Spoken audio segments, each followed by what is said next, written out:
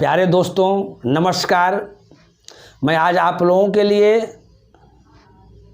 Exam के संदर्भ में कुछ खास बात बताने वाला हूं। सबसे पहले मैं बता दूं कि आज एसएससी की तरफ से एक नोटिस आया है। ऐसा नहीं कि नोटिस हमारे यहाँ आया है, नोटिस एसएससी के वेबसाइट पर आया है, जो एग्ज़ाम के संदर्भ में कुछ बताया गया है। क्या बताया गया है इस चीज़ को आप समझिए। सबसे पहले आपको पता है कि 12 अक्टूबर से लेकर आपका 26 अक्टूबर तक CHSL का एग्ज़ाम होने वाला है। कल से आपका अक्टूबर स्टार्ट है, फिर नवंबर में चले जाइए तो CGL मेंस का एग्ज़ाम है, फिर CPO का एग्ज़ाम है, फिर CDS का एग्ज़ाम है। और हर एग्ज़ाम में एक काम आएगा, और जो मैं बताने जा रहा हूँ, अगर वो चीज़ अगर करके अगर आप एग्ज़ाम में अगर नहीं जाते हैं तो वहाँ आप एग्ज़ाम से वंचित हो जाइएगा, एग्ज़ाम वहाँ नहीं देने दिया जाएगा, तो बहुत दिक्कत वाली बात है। तो पहले समझेंगे आखिर वो नोटिस क्या है, आखिर वो इम्पोर्टेंट न्यूज़ क्या है। तो सबसे पहले आप यहाँ आइए, यहाँ लिखा हुआ है कोविड-19 सेल्फ डिक्लेरेशन फॉर्म, यानी कहने का मतलब है कि कोविड-19 स्व घोषणा पत्र। ये स्व घोषणा पत्र क्या है, यहाँ देख रहे हैं, यहाँ से यहाँ तक लिखा हुआ है, इसको आराम से आप पढ़ लीजिए, है ना।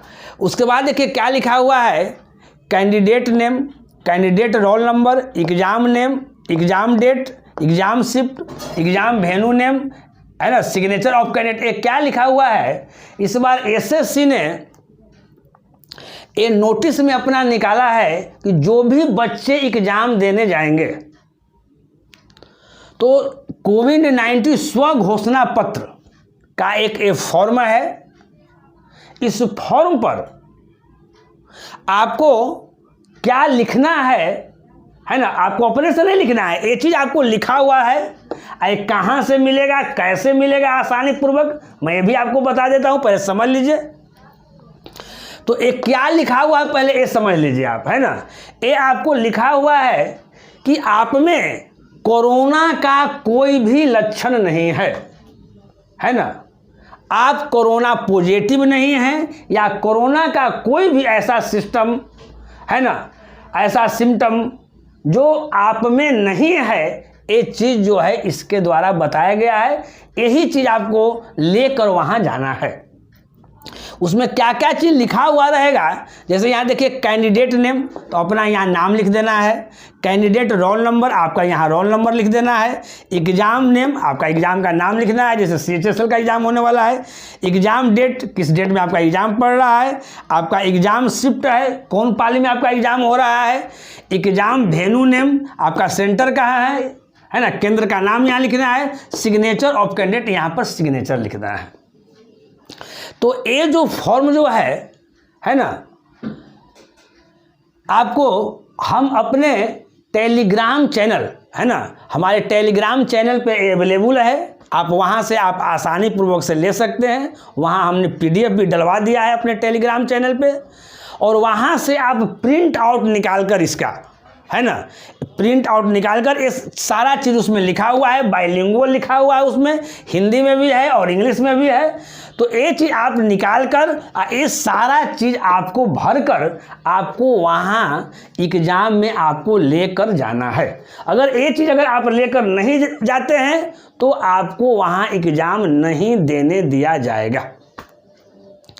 तो आपको हम बता दिए कहाँ से मिलेगा, कैसे मिलेगा आसानी पूर्वक से। और यहाँ देखिएगा सारा जो एसएससी जो इसके संदर्भ में जो नोटिस जो निकाला है ना, सारा आपका बाइलिंगुअल, वहाँ पर और सारा चीज़ जो पहले जो रहता था इंस्ट्रक्शन में, वो सारा चीज़ उसमें बाइलिंगुअल उसमें है। आपको अपने से भी पढ़ के आपको ठीक ढंग से समझ लेना है। अब कुछ और बातें, उसमें कुछ और बातें क्या हैं, पहले वो चीज़ आपको हम समझा देते हैं, है ना, ताकि आपको कोई भी आपको दिक्कत नहीं हो। जैसा कि हम आपको बोले कि कोई भी लक्षण, कोरोना का कोई भी लक्षण अगर आप में पाया जाएगा तो आप एग्ज़ाम से आप वंचित हो जाइएगा, है ना। और एक बात और मैं आपको बता दूं कि अगर आप में कोरोना का कोई भी अगर लक्षण अगर होता है तो ये रेलवे ने डिक्लेयर कर दिया है, ये रेलवे ने आपको बाबू डिक्लेयर कर दिया है कि रेलवे वाले परीक्षार्थियों को ऐसा कुछ होता है अगर उस टाइम, तो उनका बाद में एग्ज़ाम लिया जाएगा। लेकिन एसएससी ने ये अभी डिक्लेयर नहीं किया है ना। और जहाँ तक एसएससी का रवैया है, हमारी समझ है कि वो फिर से एग्ज़ाम नहीं लेगा, आप एग्ज़ाम से वंचित हो जाइएगा। यहाँ समझिएगा, मनुष्य का जितना सामान्य तापमान रहता है, अगर उससे आपका अगर ज़्यादा तापमान पाया जाता है ना, पूरा जो एसएससी नोटिस निकाला है उसमें एक्सप्लेन है, आप पढ़िएगा, है ना। बहुत सारा चीज़ ऐसा चीज़ है कि सब चीज़ लिखा हुआ रहता है, जब बच्चों को अपने से पढ़ने के लिए रहता है तो बच्चा नहीं समझ पाता है। उसी चीज़ को कोई और अगर इंसान समझाता है तो ठीक ढंग से समझ में आता है। बस वही मैं सजेशन आपको इस वीडियो के माध्यम से देने आया हूँ। अगर आपका तापमान 99.14 डिग्री अगर फ़ारेनहाइट है, फ़ारेनहाइट में, अगर सेल्सियस में अगर है 37.3 डिग्री अगर सेल्सियस अगर है, अगर इतना है या इससे अगर ज़्यादा है, आप एग्ज़ाम देने जाइएगा, वहाँ आपका चेक होगा। अगर आपको इतना है या इससे अगर ज़्यादा है तो फिर आपको वहाँ एग्ज़ाम नहीं देने दिया जाएगा। आप कुछ भी कर लीजिए मेरे भाई, आप एग्ज़ाम से वंचित हो जाइएगा। ये आपका एसएससी का आज के नोटिस में ये आपका इसका उल्लेख। तो हमको करना क्या है, पहले समझिए। कुछ बातें हम बता रहे हैं आपको बचने के लिए, वो चीज़ समझिए क्या वहाँ करना है। ऐसे अक्सर बहुत सारे ऐसे इंसान होते हैं, जब घर से निकलते हैं कहीं जाने के लिए, अगर धूप अगर है तो धूप में ऑटोमेटिक जो है थोड़ा टेम्परेचर बढ़ जाता है।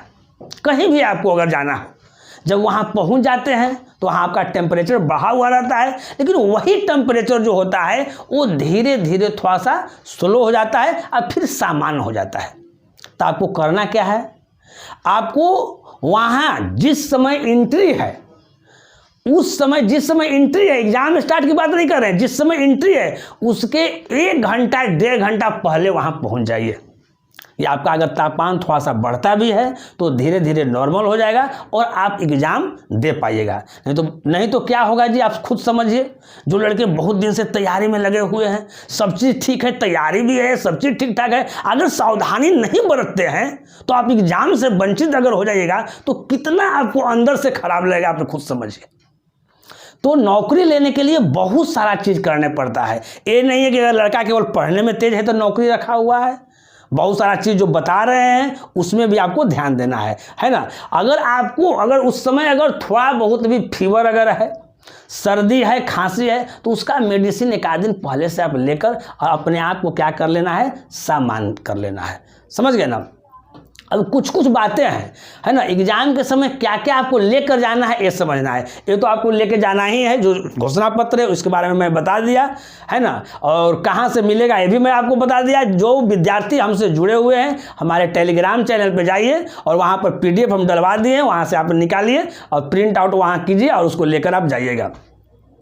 एग्जाम के समय जब इस बार जाइएगा, जो पहले की तरह और सारा चीज़ नॉर्मल है, जैसे आप एग्जाम में जाते थे वैसे आपको लेके जाना है। लेकिन कुछ कुछ बातें मैं बता देता हूँ, थोड़ा सा रिपीट कर देता हूँ। सबसे पहले तो आपको एडमिट कार्ड लेके जाना है।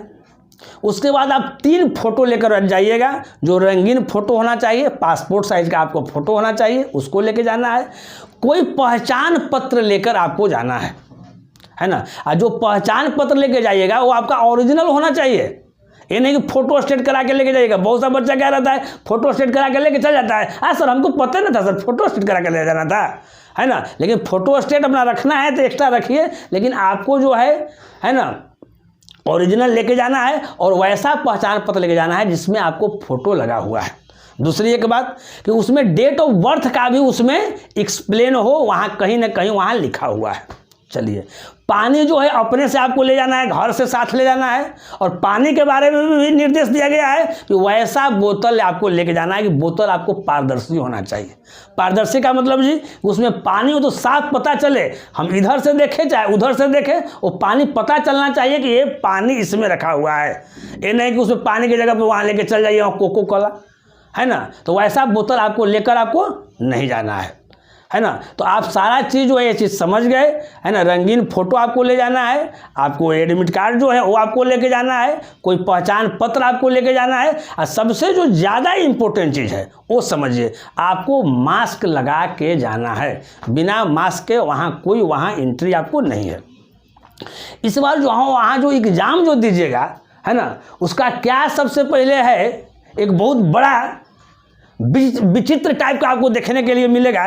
जैसे पहले बैठाया जाता था, मान लेते हैं कि यहाँ विद्यार्थी बैठा, उसके बाद बैठा, मतलब एक रो में ऐसे बैठा। तो इस बार क्या करेगा कि अगर आपको यहाँ बैठा जाता है तो आगे जो यहाँ जो पीछे जो बैठेगा वो एक सीट आपका खाली होगा, उसके बाद फिर एक बैठेगा, फिर उसके बाद एक बैठेगा, तो एक एक खाली करके इस बार क्या होगा आपका बैठेगा। तो ये सारा चीज़ है।